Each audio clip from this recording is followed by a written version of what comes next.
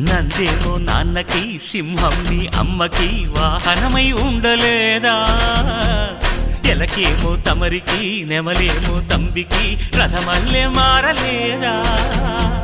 పలుజాతుల భిన్నత్వం కనిపిస్తున్నా కలిసుంటూ ఏకత్వం బోధిస్తున్నా ఎందుకు మాకి హింసావాదం ఎదిగేటందుకు అది ఆటంకం నేర్పడం మాకు సోదర భావం